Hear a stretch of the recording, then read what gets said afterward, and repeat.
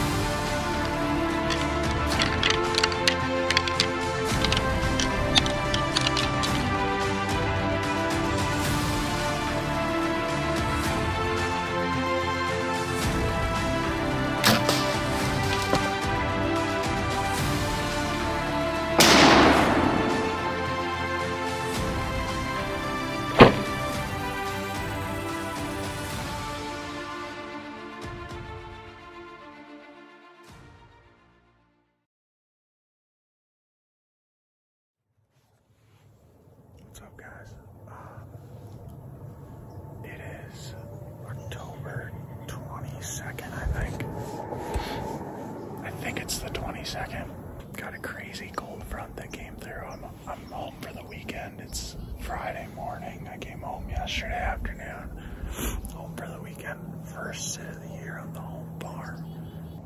I have not gotten many opportunities here, and I hunted it a ton last year, and I saw a ton of deer on the neighbor's property. So that kind of sucks. Oh, you might hear this down here. These two raccoons have been fighting all morning down here in the creek. But I'm in the newsstand. I'll just show you what I got going on. I'm in the newsstand.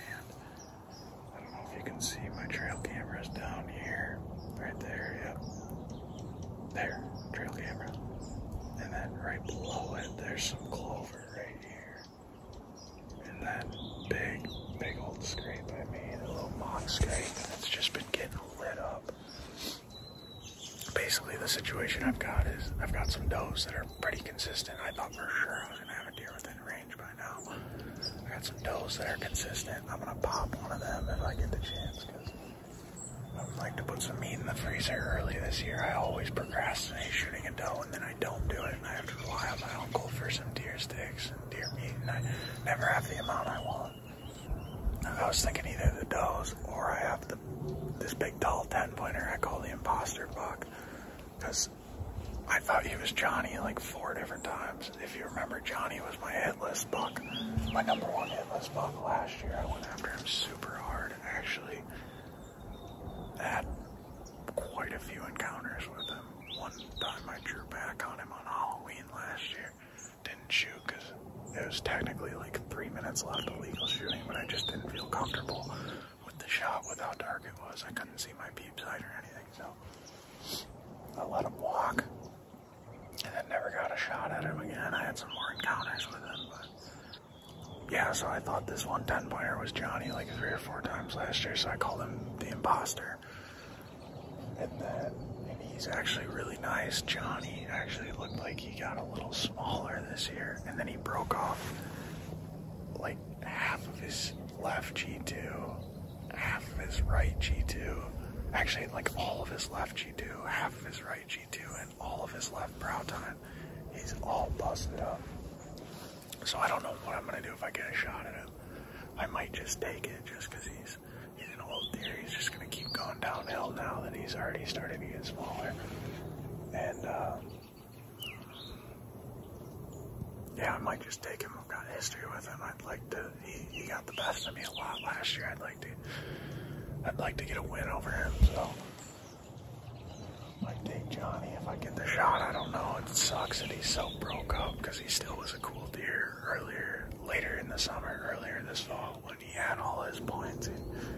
Even though he was a little smaller, he was still nice. And then I got that 10. And then I've got a buck that I call KJ. He's like a mainframe 8 with like 4 little kickers. And I just can't decide based off the trail camera pictures and video. I can't decide if he's gonna get bigger, I think he will get bigger, but I can't decide if he's a mature deer that I should take anyway, even if he does have a little potential to get a little bigger. I just can't decide what I'm gonna do, so that if he comes under the stand, that's gonna be a game time decision. But the imposter buck and KJ, and then there's a 10-pointer that I decided last night, another 10 that is really nice, but I decided he's pretty young.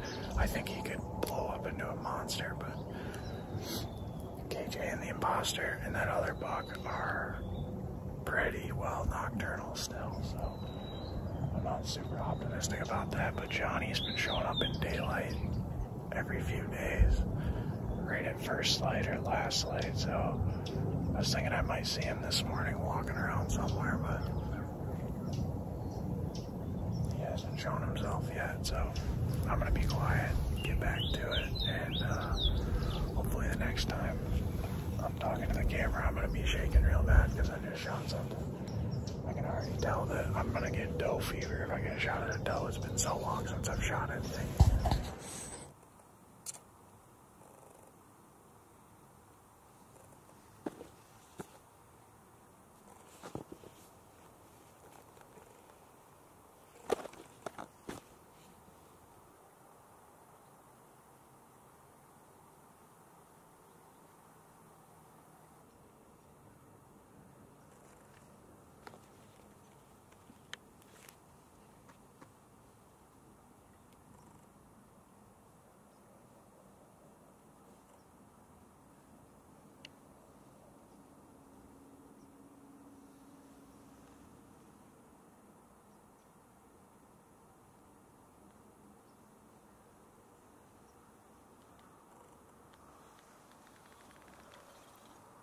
Yep.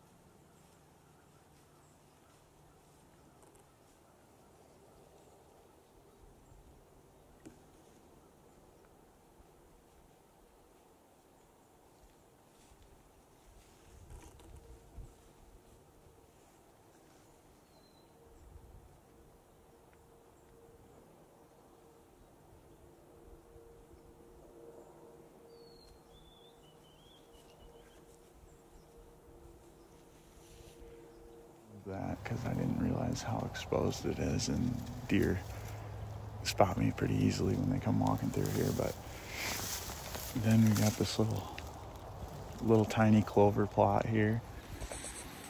God, the fact that this is a selfie camera on an iPhone. God, my hat looks goofy. Look like a little kid right now.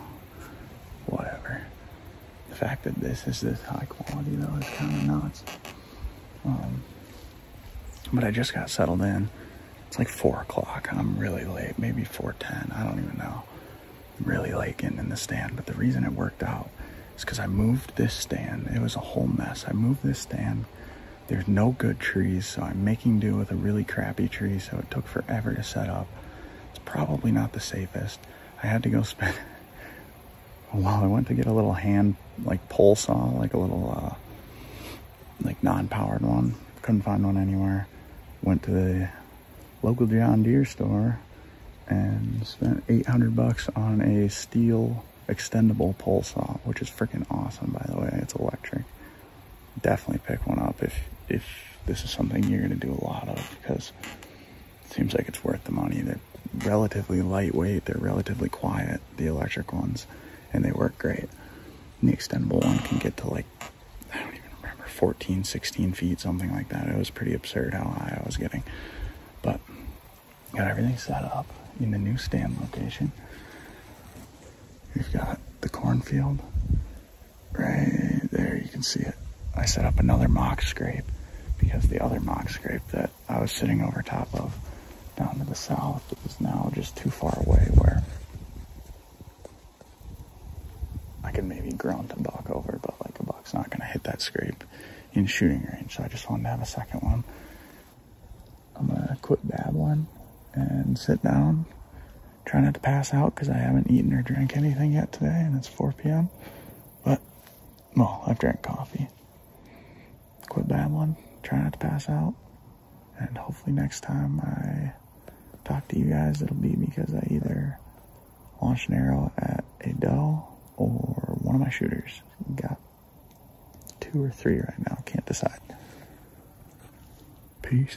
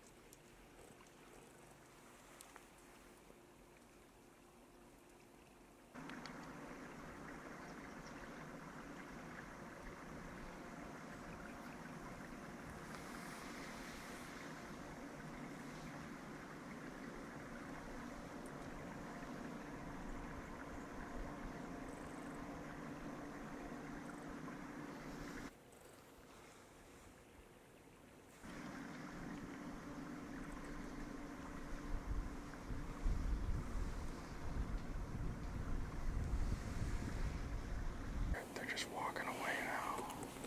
They're not too spooked, so we might get another chance at them, and I don't think they're like scared enough they're never gonna come back or something like that. But none of them blew or anything, and they're still standing right there. I can see them. But I did spook them, and that's 2 days in a row I've done that, and I usually don't do that, so that's pretty disappointing.